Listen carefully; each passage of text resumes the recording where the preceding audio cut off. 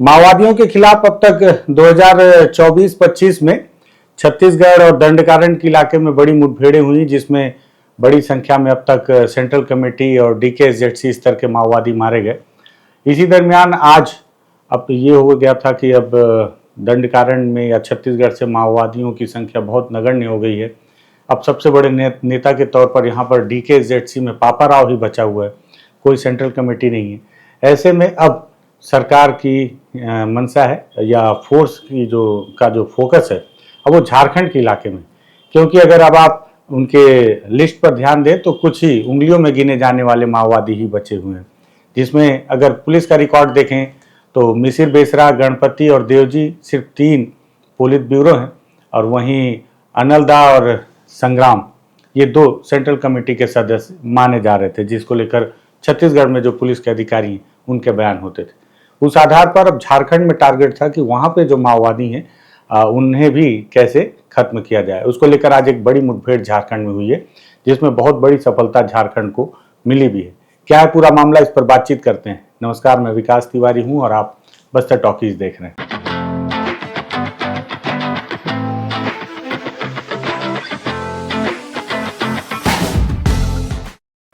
दरअसल आप सोच रहे होंगे कि आज मैं कुर्सी में बैठ कर क्यों इस जानकारी को दे रहा हूँ, तो मुझे लगा आज मैं आपको अपने कंप्यूटर पे थोड़ा सा उस मैप को भी समझाने की कोशिश करूँगा, किस इलाके में पूरी मुठभेड़ कैसे कैसे हुई होगी।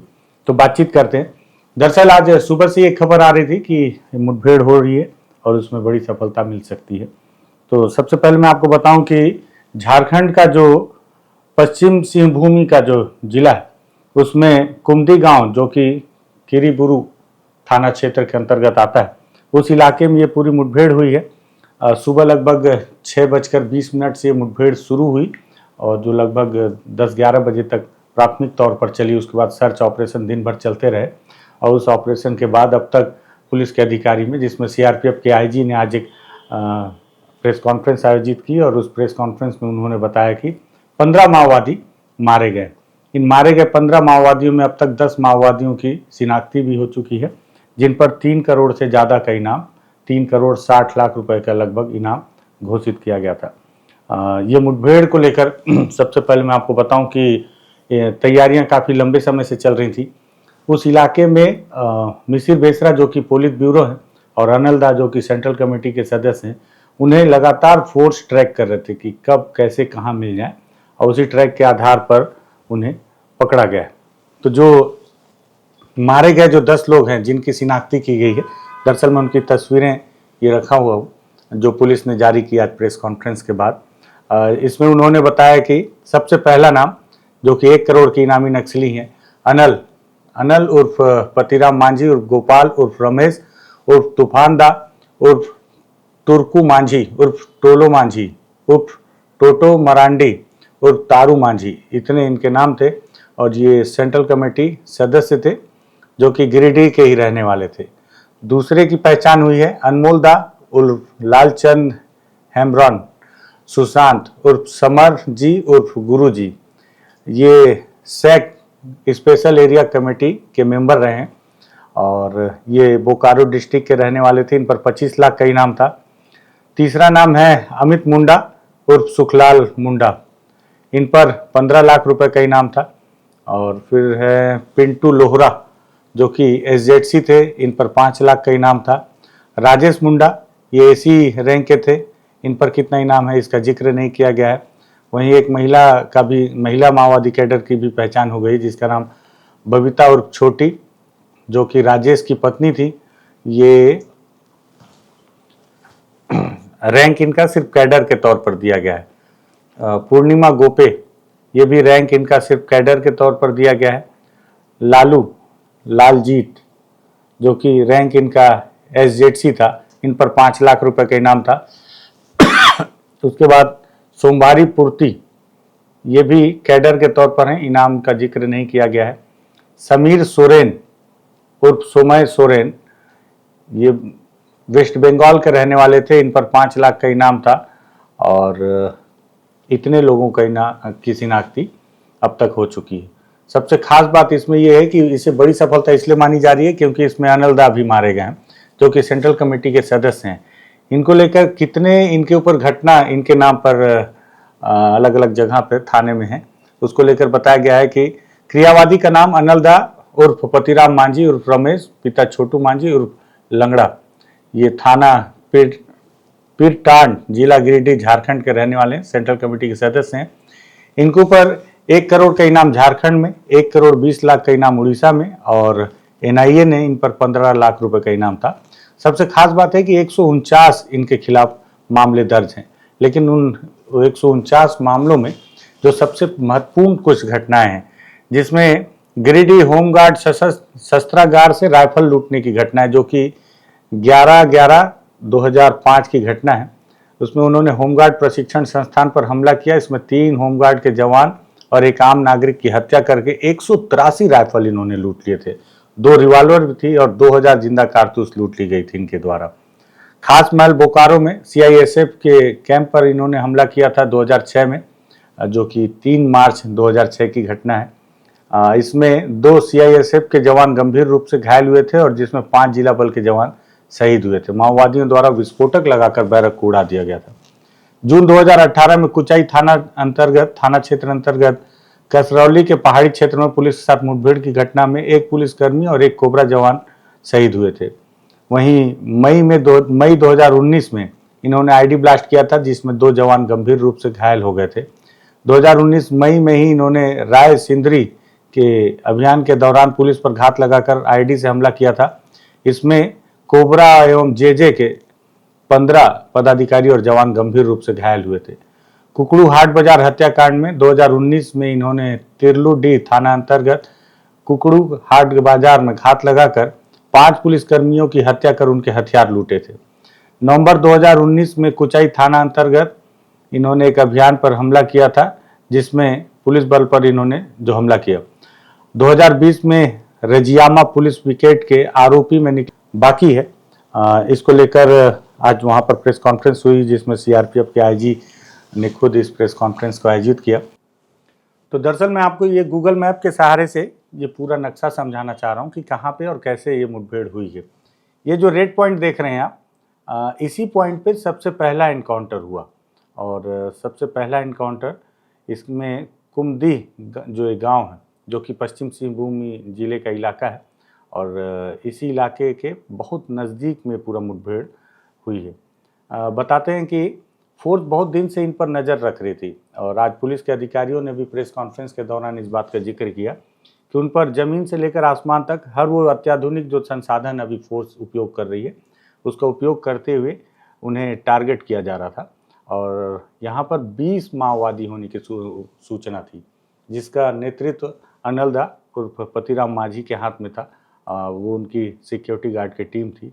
और ये कुमदीह जो गांव है, ये आप देखिए, ये रेड पॉइंट है और यहीं पे वो रात में रुके हुए थे। और यहाँ पर ये गांव अगर आपको दिख रहा हो बहुत अच्छे से, तो आप देख सकते हैं कि ये सारे गांव कुमदीह के हैं। ये पूरे गांव और घर आपको नज़दीक से नज़र आ रहे होंगे। और इस पॉइंट पे माओवादी थे और ये पतली सी सड़क है, कच्ची सड़क, जो कि इस इलाके के माइनिंग वाला जो इलाका है, ये इलाका किरीबुरू, इस इलाके को जोड़ती ये सड़क। यहाँ से ये सड़क का पॉइंट आप देख रहे होंगे। तो इस तरह से सड़क होती हुई इस पॉइंट से ऐसे घूम कर आ रही है, पतली सी सड़क है।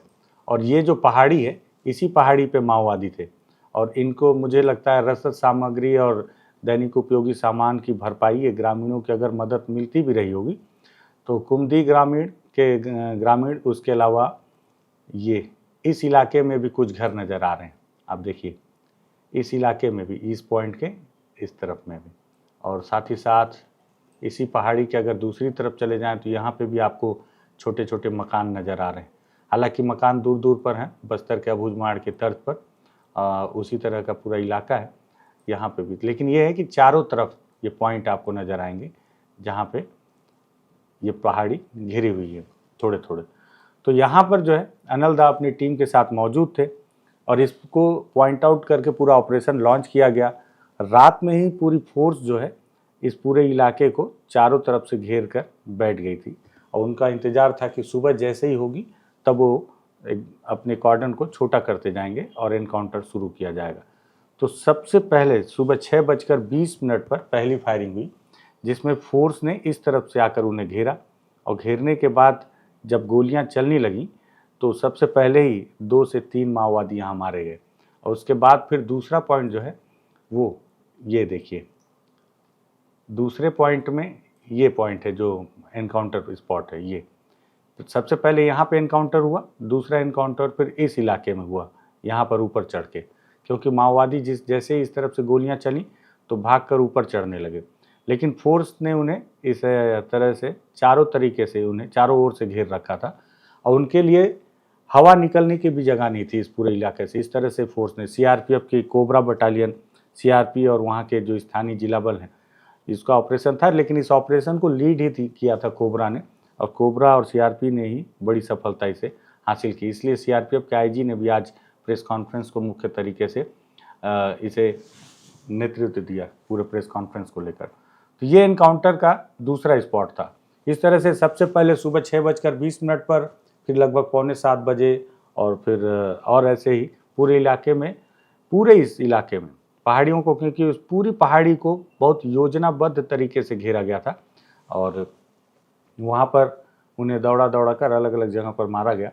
तो बताते हैं अभी 15 बॉडी मिल चुकी है, और फोर्स को ये भी पता था उनके अलग अलग गोपनीय सूचना तंत्रों से, अपने माध्यम से, तो वहाँ पर केवल 20 माओवादी ही, और 20 माओवादी में जिसमें 15 की डेड बॉडी रिकवर की गई है। 5 अभी भी कहाँ हैं, क्योंकि सीआरपीएफ के अधिकारी ने, आईजी साहब ने ये भी बताया कि यहाँ पर जो है अभी भी सर्चिंग चल रही है, क्योंकि फोर्स को ये फोर्स ये समझने की कोशिश कर रही है कि जब इतनी तगड़ी घेराबंदी थी इस पूरे इलाके की, तो आखिर वो बाकी के 5 माओवादी कहाँ गए 20 में से। अब आप देखिए ये पूरा इलाका है, आप अगर देख रहे हैं तो किरीबुरू, और ये पूरा इलाका, इस ओर में और भी दूर दूर तक गांव है, और ये झारखंड और उड़ीसा का बॉर्डर भी आपको दिख रहा होगा, ये लिखा हुआ है, ये झारखंड से उड़ीसा का बॉर्डर है। ठीक इधर आ जाएंगे तो ये उड़ीसा की तरफ चले जाते, तो बिल्कुल सीमावर्ती इलाके के, और यहाँ पे माइनिंग का इलाका है, ये इलाका भी माइनिंग का है जो उड़ीसा का है, ये दिख रहा होगा आपको, और ये झारखंड का ये माइनिंग का इलाका है। तो इस तरह से ये स्पॉट पे इस इलाके में ये पूरी मुठभेड़ हुई है, जिसमें 3,60,00,000 जो अब तक शिनाख्ती की गई है माओवादियों की, वो मारे गए माओवादी हैं, और इसमें बड़ा नुकसान माओवादियों को एक बार फिर से उठाना पड़ा है। सबसे खास बात यह है इस पूरी मुठभेड़ में कि बताते हैं कि झारखंड में अगर पूरा देखा जाए, पूरे ज़िले में, राज्य में, सॉरी, तो झारखंड के पूरे राज्य में लगभग 80-85 के लगभग माओवादी हैं, जिसमें आज अगर 15 मारे गए हैं तो लगभग मतलब 2-4 ऊपर नीचे हो सकते हैं, 70 माओवादी अभी भी झारखंड पूरे राज्य में बचे हुए हैं, जिसमें अभी सबसे बड़ा नाम मिसिर बेसरा है।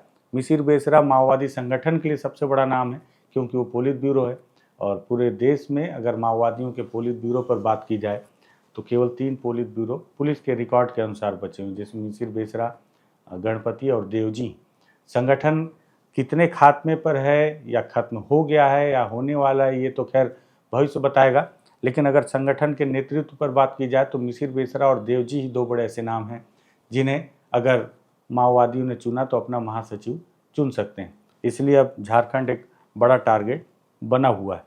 आज की ये मुठभेड़ सबसे बड़ी सफलता मानी जा रही है झारखंड को लेकर। इसको लेकर वहाँ सीआरपीएफ के आईजी ने भी बताया कि बहुत लंबे समय के बाद इस इलाके में या झारखंड राज्य में इतनी बड़ी सफलता जवानों को मिली। एक बात और ये बताया जा रहा है कि इस इलाके में दरअसल माओवादी जिस इलाके में भी अपने आप को सबसे सुरक्षित मानते हैं, झारखंड के इलाके में, उस इलाके में उन्होंने बहुत बड़ी संख्या में आईडी बम प्लांट कर रखा है, ताकि वहाँ पर कोई ग्रामीण, मुखबिर या फिर फोर्स के लोग पहुँचे भी तो माओवादियों से एनकाउंटर होने से पहले ही वो आईडी बम की चपेट में आए और घायल हो जाएं। लेकिन बताते हैं कि जिस इलाके में मुठभेड़ हुई, कुमरी का जो इलाका है, इस इलाके में इससे पहले 2017 में माओवादियों का मूवमेंट हुआ था, और 2017 के बाद अभी 2026 में वो उस इलाके में दोबारा पहुंचे थे। संभवतः हो सकता है कि माओवादियों को भी लगा होगा कि वहाँ से 2-2.5-3 किलोमीटर की दूरी पर कैंप है और थाना भी है, साथ ही साथ माइनिंग का इलाका भी है, तो उन्हें लगा होगा कि इस इलाके में फोर्स भी ये उम्मीद नहीं लगा पाएगी कि इस इलाके में माओवादी आ सकते हैं और उसी का फ़ायदा उठाते हैं। और यही वजह भी है कि वो उस इलाके में आईडी बम भी उन्होंने प्लांट नहीं किया था, क्योंकि अगर एक भी आईडी बम विस्फोट होता, क्योंकि आपको मैंने दिखाया कि पूरी पहाड़ी जो है वो चारों तरफ उसके गांव वाले हैं जो उस पहाड़ी में अपने दैनिक उपयोगी सामान के लिए या गुजर बसर के लिए जो जंगलों में के पर आश्रित होते हैं आदिवासी, वो जंगलों की ओर जाएंगे और अगर एक भी बम ब्लास्ट हुआ तो निश्चित ही तौर पर फोर्स का कान खड़े हो जाएंगे कि उस इलाके में माओवादियों ने आईडी बम आखिर प्लांट क्यों किया था। लेकिन हर कोई अपनी अपनी तरह से चालबाजी करता है। माओवादी अपने तरीके से तरकीब निकालते हैं कि अपने आप को कैसे सुरक्षित रखें।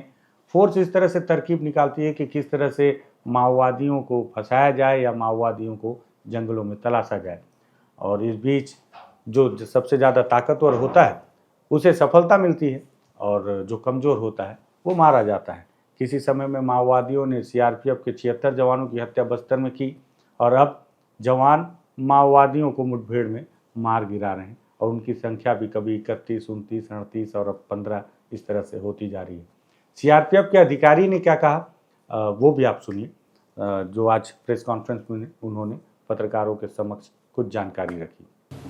ऑपरेशन मेघाबुरु के नाम से करीब सुबह 6:30 के आसपास से 6:20 के आसपास से फायरिंग स्टार्ट हुई और कई राउंड फायरिंग होते रही। करीब अगर देखा जाए तो 1:30 बजे तक, मतलब 7 घंटे तो बहुत हेवी फायरिंग चलती रही। उसके बाद भी रुक रुक करके फायरिंग लगातार चलती रही शाम तक। संभावना ये भी है कि अभी भी कुछ लोग जो हम लोग जो चारों तरफ से बैठे हुए उसके बीच में होने की संभावना है। और जो सर्च अभी तक जो किया गया है उसमें कुल अभी तक 15 नक्सलियों की डेड बॉडी मिली हैं। जिन लोग का डेड बॉडी मिला है उसमें इम्पॉर्टेंट अनल उर्फ पतिराम मांझी है। अनल पतिराम मांझी सेंट्रल कमेटी का मेंबर है, बहुत इम्पॉर्टेंट है। Anmol da BJ SAC Bihar Jharkhand special area committee का मेंबर है। अनल के ऊपर झारखंड सरकार के द्वारा 1 करोड़ का इनाम है। अनमोल के ऊपर 25 लाख का इनाम है। अमित मुंडा जोनल कमेटी मेंबर है, उसके ऊपर 15 लाख का इनाम है। उसके अलावा पिंटू लोहरा सब जोनल कमेटी मेंबर है, 5 लाख का इनाम है। लालजीत है सब जोनल कमांडर।